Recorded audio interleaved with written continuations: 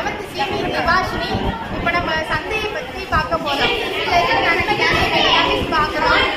தக்காளி வந்து அதிகமாக யூஸ் பண்ணக்கூடாது. யூஸ் பண்ணால் நமக்கு ஸ்டோன் ப்ராப்ளம் இதாக இருக்குமே. அப்புறம் கத்திரிக்காய் வந்து உருளைக்கிழங்கு வந்து மீன்ஸ் நம்ம வாயு பிரச்சனைலாம் உண்டாக்குமே. இது வந்து பீட்ரூட் வந்து சுகர் பேஷண்ட்டுக்கு வந்து அதிகமாக யூஸ் பண்ணக்கூடாது. ஏன்னா உடம்புல இருக்கிற ரத்த சோர்வெல்லாம் தடுத்துருமே.